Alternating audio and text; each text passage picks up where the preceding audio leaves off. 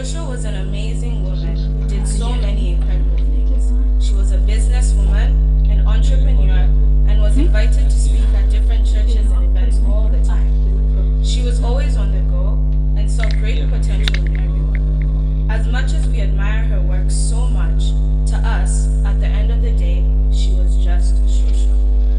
She always gave us chocolates, warm hugs, and consistently opened her home to us to have sleepovers whenever we wanted.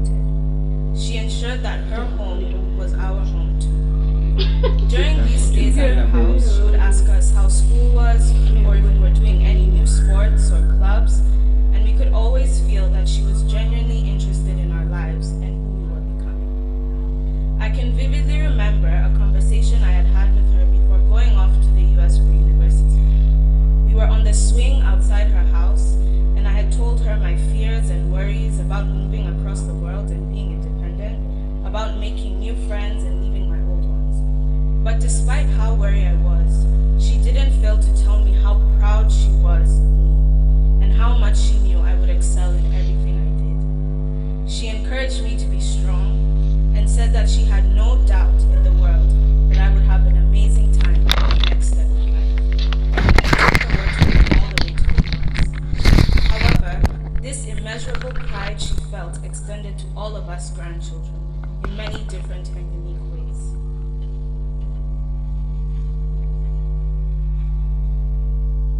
Shosho was a very busy woman, but never failed to spend time with us and show us how much she loved us. When such a busy woman makes time for you, you know you're special. Our Shosho was a very brag-worthy Shosho.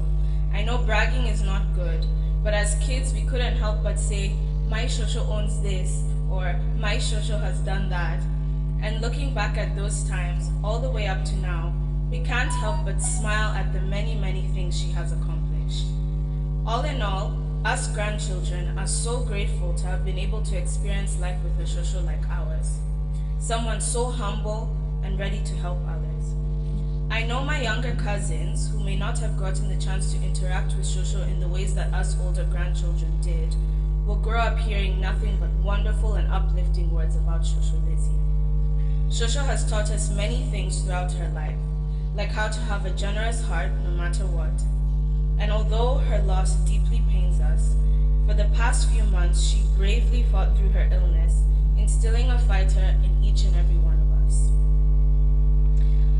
When we look around this room, all we can think is how crazy it is now realizing that after her passing, truly how many people she positively impacted and how many lives she had a hand in developing.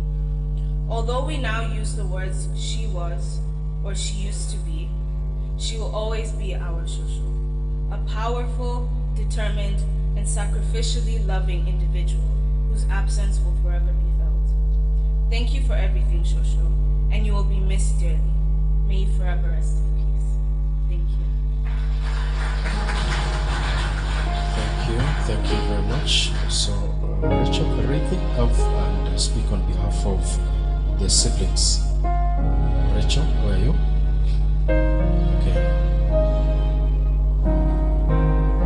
So, and as she comes, my Lord Bishop, I have gone through the program, and immediately after that, I will be handing over the microphone to my bishop. And I can only now say that we honor the presence of all of you in this church to celebrate our dear sister. We are grateful to have Father Bishops and quite a number of clergy in our midst. Immediately she speaks, Liz Wanyoike preparatory child called Stephanie will say something very brief, and then my Lord Bishop will take over the microphone. Asante. Praise the Lord.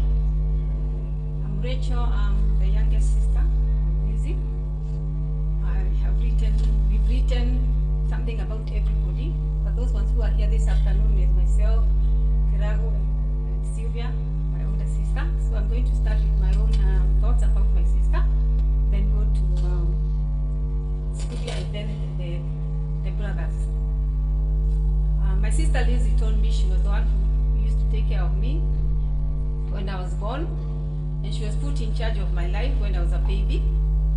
She used to love telling me how when there was no, mom was too busy to cook, and I had to eat baby formulas. That time it was called Farex. There was no cereal at that time, and grape juice. She loved that part of feeding me. As soon as I finished primary school, Lizzie had just gotten married.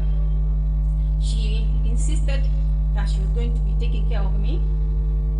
My brother Kirago and I moved to live with her and her adopted children, Anne, David, and Peter.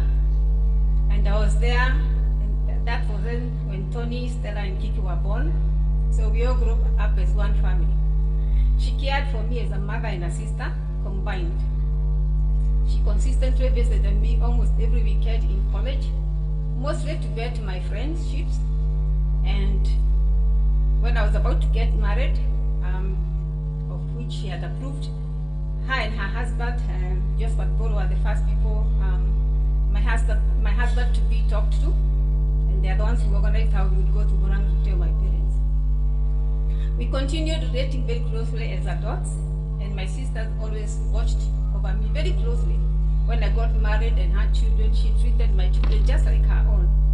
I went to teach at Temple College, and later when Liz was born, she invited me to be everything: human resource, personal assistant, customer care, everything, and teach. And that's how I got incorporated as a director of the college. Lizzie was the kindest, most generous, and forgiving person I have ever known. She never kept a record of wrongs with anyone, and she loved her family members with all her heart. She loved spending time with her siblings and would drive many weekends to Kegajo, especially to see one of our brothers, Jones, and the rest of us would fit in her station wagon Peugeot and all travel there over the weekend and spend a few days, and then we would drive back. She was also very concerned about her nephews and nieces and had a special relationship with each one of them and made sure they had secured a job, whatever they could get, which she participated in. Lizzie's generosity and care for her family expanded to her philanthropic work, assisting everyone everywhere, anywhere she went. Even as her business grew and she became a public figure, she cared about everyone and didn't discriminate who you were, even if she found you on the roadside. She even used to take such people at home before even she came to know the work. When she was extremely busy in her public life, the first people she would invite to her events were her siblings and family. When she fell sick, I, as Rachel, spent even more time checking in on her 2 to 3 times a week. We would sit outside with my other sister Sylvia here, who was her main caregiver, joking about everything and never dwelling on her weakening health. She never even thought about it and that it would end up tragically the way it did. But it became apparent she was leaving. We just sat beside her, that was on Sunday, reminding her over and over. I told her, reminded her to be absent from the body is to be present with the Lord. Just making sure she remembered that, not to fear. I'm now going to read the part about Sylvia. Now Sylvia's talking. My sister Lizzie and I used to fight over clothing, troubles, and everything. Even when she was young, Lizzie was a very social person, a little mischievous, and always on the move. Sometimes that meant she did not complete her responsibilities at home, so I was the one to cover for her. Our mother would still discover what I was doing, and I got punished for both of us. Those were the days of Boiko. When we grew up and got married, we brought up our children together, and every other weekend her children were at my house or hers, where we enjoyed taking them out and grew together. Kina Martin, Carol, Victor, all those who are here, seated here today, with Akinaton, Stella, and Kiki. As one of her caregivers, I spent almost every day with her in the last 6 months of her life, whenever she was in the country, apart from when she traveled for medical checkups. We never allowed her to dwell on her illness. Instead, reminiscing about the good old days and dreaming about the future when she would get better. She did get better, though not in the way we had hoped, but we were glad we were there holding her hand and rubbing on her as she breathed her last. In conclusion, as girls, we were very close to each other, the three of us. But even if we didn't let our brothers come, and even if we let our brothers come here and speak, they would tell the same stories of Lizzie's generosity and caring heart to them and their families. She had a special relationship with each one of them and was always concerned about their needs and well-being. Growing up, she was very close with my brother Jones, who used to do most of her garden weeding duty.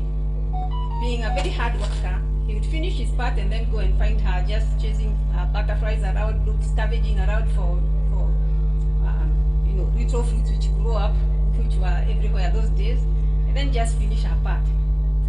My brother David Masharia, who was nicknamed Mugambi, they follow each other because of he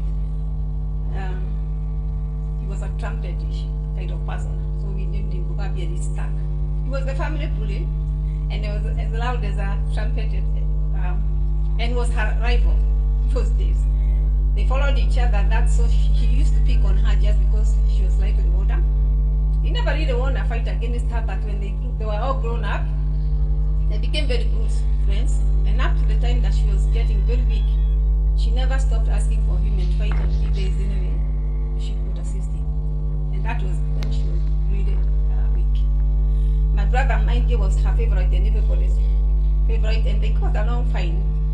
They visited each other all the time, and even when she felt sick, not a day went by without her calling him or asking about his well-being. He was also my protection from my brother Bambi, who used to pick on me just to annoy my sister Lizzie. That was the purpose. He loved and cared so much for my brother Kirago, and thought he was so innocent and all that. As a kid, he spent his time hiding behind open doors with his little liner's blanket and his thumb in his mouth, looking very innocent, until there were just the two of us in the house and it became a little tyrant. My brother John, who is the eldest, was rarely at home as he had taken to helping to small businesses so that he could assist in the household needs of the family members.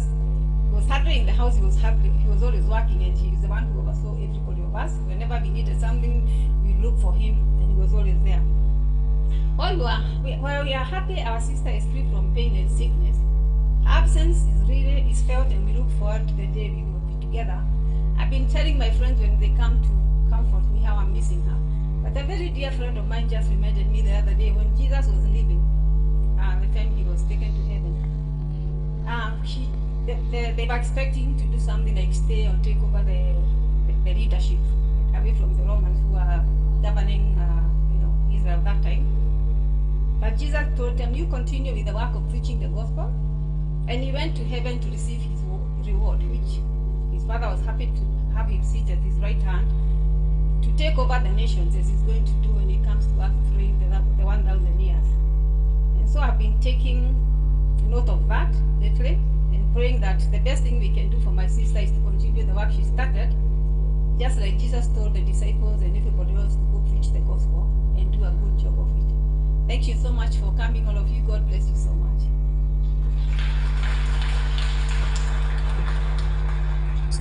Stephanie, who are you? Stephanie, the little girl from the school, Liz Preparatory School, who are you? Stephanie?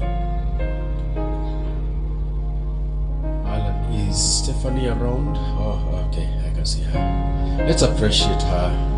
Thank you.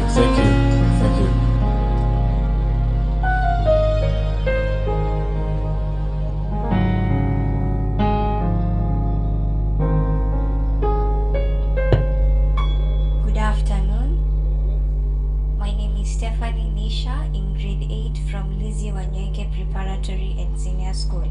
I wish to make a tribute to Madam Lizzie Wanyoike, the fallen heroine. Madam Lizzie, we are broken that you have gone to a journey of no return. You never said you were leaving, nor did you tell us goodbye. We received the news on that grey Sunday and wished that it was a nightmare we would eventually wake up from. But no, it's a new phase, era, and time to look back at the memories we all had. Heavens gained handsomely, a mother to all of us, a sweet grandmother to all the children, a mentor to many, a role model to the young generation, a philanthropist to the destitute, a good boss to your employees, an educator through your profound passion for education. In fact, we gave you a new title, a mother of education. Your love has given life to others, Madam Lizzie, we children being among them. We remember how you visited us in class just to say hi and check on us. You would then casually ask, "Are you happy?" And we would say a resounding yes. You would then smile at us, wave and say hi to your parents and tell them I love them. Madam Lizzie, we celebrate your life. We will take all your life teaching to make our lives better. We will emulate your humility and selflessness to be people of substance in future, just like you. We want it said of us that we inherited the attributes of our school director, that we inspire and give hope to those who have despaired. Madam Lizzie, even in your death, just know that the whole world is hurting, not because you have gone to be with the Lord, but because we have been robbed of a gem, a very special precious stone that we dearly treasured. As your children, we have one message for you. Rest assured that we are the future of Lizzie Muthoni Wanyoike. We will continue lighting up the world with the candle you passed to us. You will be proud of us in heaven. That we promise, Madam Lizzie. I may not tell the world everything about you for now, but what everybody knows is that for sure, God has plucked the best flower from his garden. You are in a better place, Madam Lizzie. We will live to reminisce your passion, dedication, and contribution towards life.